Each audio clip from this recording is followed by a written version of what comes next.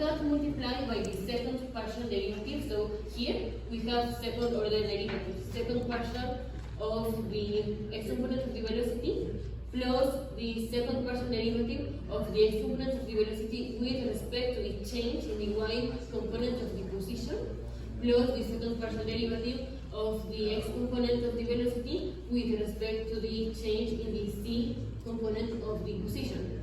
So u, v, and w stands for the component of the velocity, and x, y, and z stands for the component of the position. And here we model the particles of the fluid with a cube. So we have x, y, and z components. So all this is the derivative of the x component of the fluid. And this we have three because it's x component, y component, and z component. And we said Wolff's law, and everything that happens is just because of electromagnetic interactions. So here we model the cell membrane as a plate, an infinite plate, which is going to be charged in a uniform manner. So we are going to calculate what is the electromagnetic field produced by this charged plate. And we are going to put a point charge, which will be the calcium ion, as a test charge.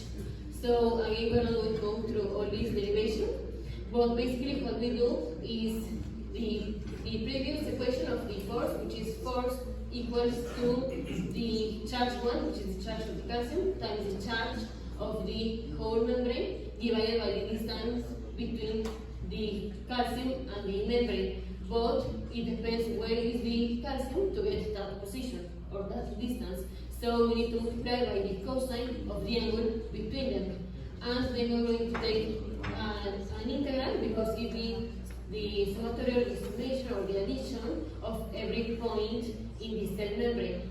So we do an integral to take that as a Riemann function, and then we get that the electromagnetic field produced by the cell membrane is 2 times k, which is the Coulomb constant, times b, times the charge density. And as you can see, this does not have included the radius or the distance between the charge and the membrane.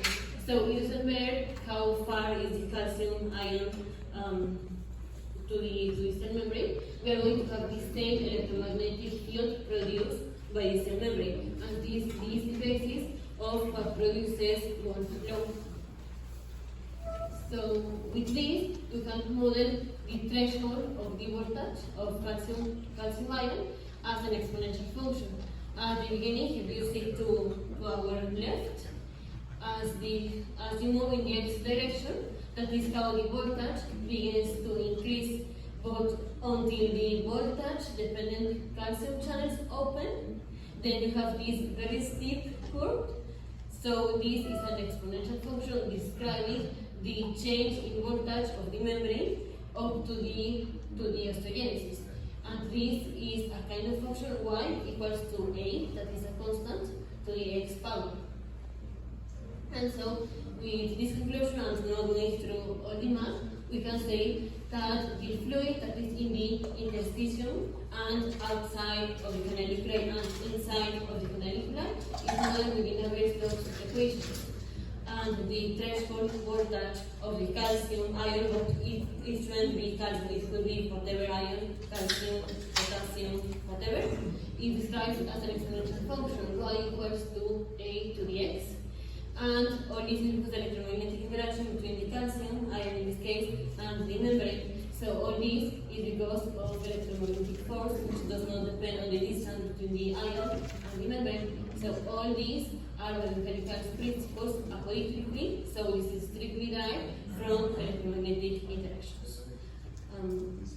Questions up to here? Or some comments?